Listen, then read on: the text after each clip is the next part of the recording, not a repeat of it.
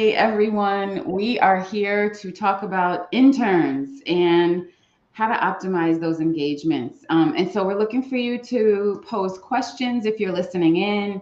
And if you watch the replay, definitely reach out to us if you have any questions because we have experiences on both sides of things that we really want to jump into. So, how's it going today, Dr. Deanne? Pretty good. It's at least not quite as cold today. Warm weather on the way. Oh, goodness, thank goodness. So, jumping into the topic of interns, the reason or the motivation behind this is coming off of the end of the fall semester.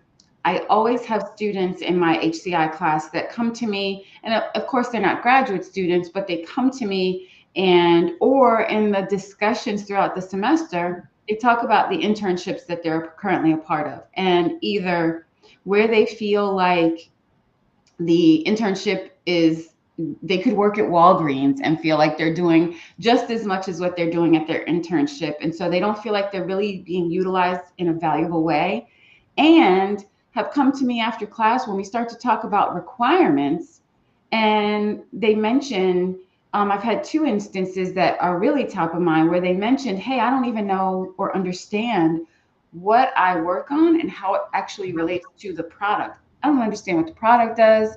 I don't understand who the users are. So those are two huge missed opportunities when you have someone young and soaking things up like a sponge to give them, tasks that they Yeah. feel they can do working at the grocery store.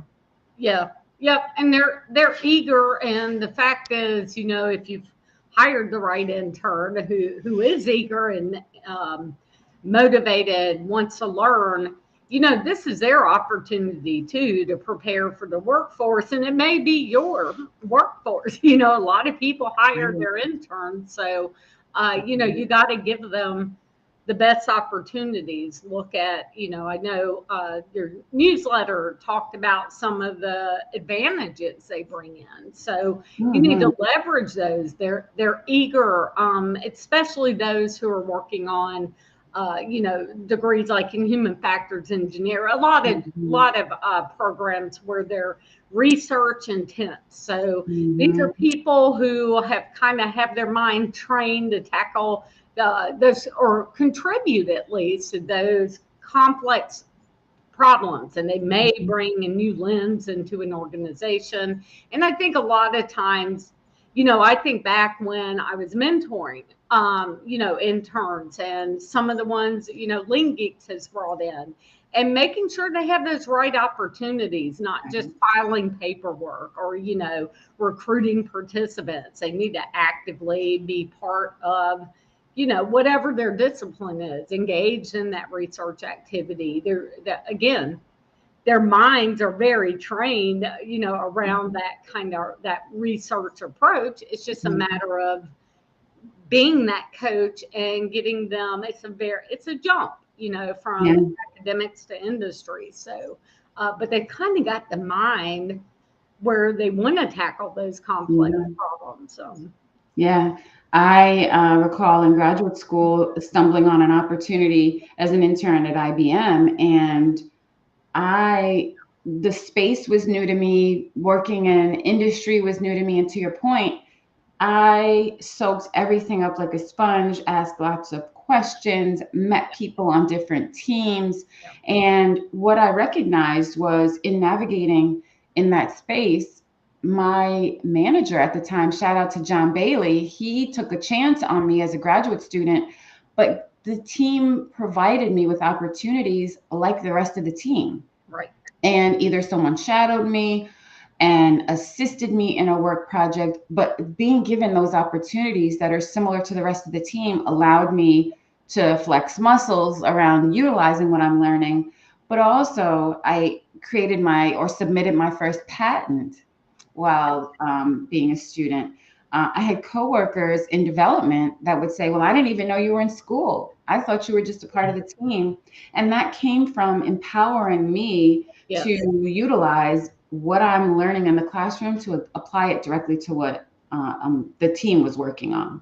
Yep. And on the flip side, we've talked to interns, and I was very fortunate, like you, with with my same person, in fact, another shout out to John Bailey. You know, when I went into industry as a co-op, as an intern, it was very foreign to me, you know, and Mhm. my mind was academically trained, you know, that Mhm. rigor around research, and how to take that jump of, you know, applying that and having the right opportunities and having the right mentors. I mean, you know, if we talk about some of the things that people need to consider as you're bringing you know, these young people in, or at least non-experienced people. I know not all people are young who are in graduate school, but you know, that coaching, those opportunities are so critical. And I think that's where, you know, can leave a bad taste in a student's mouth, or if they're just shuffling paperwork, and then they're really not prepared for that next Mhm. opportunity. So I like that, you know, you mentioning having those skilled, knowledgeable people being, you know, as your mentors, and to watch what you're doing and you observe them and being part of those projects is really first and foremost what Mhm. organizations need to consider when they're bringing these interns in. Absolutely, absolutely. And when I think about what was going on in the classroom and a lot of what we're learning, you know, in textbooks and reading journal articles, what was really beneficial was questions coming from other students to our instructor who had spent most, if not all, of their career in academia. And so, what was beneficial for me, and I think in where I am now in my career, is as we were going through the coursework, there were questions that came up that our instructor couldn't answer. This happened on a number of instances, and I was able to answer those questions that dealt with the application of what we were learning because I was experiencing that at my internship or Right. in the internship. And those are the things that you really look for are opportunities to give that student a chance to apply what they're learning. And what you're going to find is because they are learning kind of what's current, cutting edge, they're able to bring a perspective to challenges or different opportunities that need to be solved within your organization or for your customers.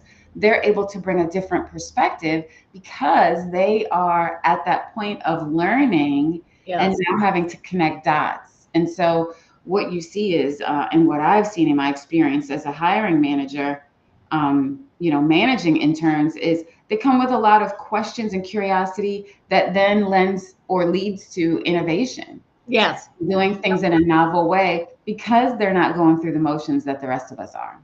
Right. They're not so embedded in, you know, yes, Yes. exactly, in that. So they do. And they usually are on top of some of the, you know, coming out of some of these schools. They don't have the experience, but they're Mhm. usually, you know, you can leverage that. Hey, we've been looking at the latest and greatest in machine Mhm. learning and AI and whatever the technologies and approaches to problem solving are. I think they're also really good at being able to multitask or switch gears really fast. Mhm. You know, so Mhm. but which you need to be, especially like for instance in the technology world, you're kind of spread thin all over the place, and they're used to that. I mean, think about even your coursework or research you're doing as a graduate student. You know, you may be at the same time working on two very disparate, you know, subject Mhm. matters. So I think, you know, their minds are still kind of in that mode. Like I can switch gears, I can multitask, I can focus Mhm. on multiple things at once, as long as they're getting that right guidance. Again, that they're not overwhelmed with questions that aren't answered. You know, not sitting in a room just kind of reading through requirements docs or whatever it may be, because I've actually seen people have that experience. It was like no work. Hey, just go over here and go maybe recruit for us, you know, for some Mhm. testing. Well, that's just not going to leverage the potential Yeah. there. Yeah. Two things that you said that really resonate is a lot of times we have employees that have a hard time navigating unstructured environments Yes. or environments where there aren't clear uh, direction or definition of what things are. And graduate students, because they are operating under that sort of unstructured and uncertain sort of operational mode, it's not as difficult for them to make that shift into organizations like that. So if you feel like, oh, we're not organized enough, or we're not in a place yet where we can bring interns in, if you are unstructured, in a lot of cases, those students will uncover those areas of where you need to put focus and where you might need structure versus where things can continue to be more gray. Yeah. Also, the really key piece of having a successful intern engagement, you brought that up just now, around having mentors or people who are guiding their work.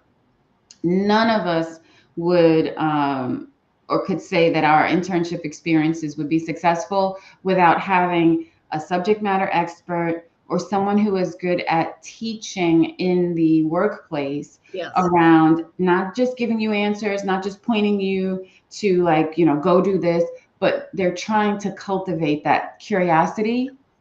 And when you get stuck, you know that there is, you can phone your friend who's that expert that's in the organization. Yeah, very, very critical. That's really critical, and not everyone is built to be. And this has nothing to do with skill, intelligence, knowledge, any of that. But not everyone's built to be a mentor, a coach, that sort of thing. So you do really need to think about having exactly what you said, having that subject matter expert, having that person who that's one of their strengths, right?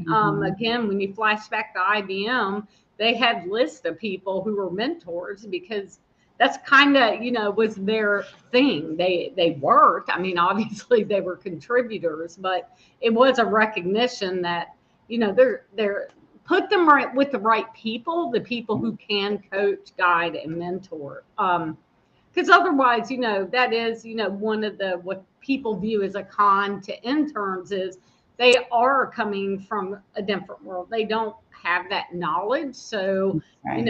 sometimes that can maybe you don't get the contribution you were hoping to get, but you got to look at all those other factors to get the most for both for the graduate student and for the organization. Yeah, yeah, actually, absolutely. And pay your interns. Yeah. So when you think about the importance of, so there's two different, if you're shadowing, if you're trying to learn a new space, sure. You may go into it expecting that it's more of a get than a give. But if you're expecting someone to come in and contribute to your organization, in addition to getting something from that experience, pay individuals, because what you'll find is if they're not stressed about finding money somewhere else, they will be more invested in the experience and opportunity that you're giving them. Yeah. That's a big one. I think organizations that think that internships should be free Yes. don't always consider. And I actually saw a post on social media recently where someone, there was a posting for an internship opportunity, and the person said something like, well, are you going to give me time away from my internship so that I can go make money? Because you have to think about the fact that, we all have to make a livelihood. And you Right. have to consider, yeah, as much as you want to learn, would you want to be put in a position where you're giving and getting, but you're not being compensated for it? Yeah. So Yeah. keep that in mind as well. So I think that, there's definitely huge opportunities for organizations to introduce the concept of internships and to have some kind of programmatic um, focus around it, not to just throw people into the organization, but have a plan around what skill sets, who are they going to connect with? Do they have some sort of opportunity to check in with a manager or a leader who's going to, even if it's an individual contributor, someone that's going to give them guidance and feedback and that sort of thing? Soak up that curiosity. Yes. Yep. And give them real projects, make them feel like there's value and they've got that partner, doing it. I think, again, I really stress that project piece because I know there's just too many really bright people who go into internships and they're coming out with very little, Mhm. you know, in some cases. So Mhm. I just stress that. And I know we've worked with interns where there was a deep appreciation and Yeah. they've gone on to some really big jobs, you Yeah. know, now, and they were ready to hit the ground running. And that was from having like real work, real mentorship. But you Exactly. know, we've talked to some of them where it's like, hey, that wasn't my experience over here.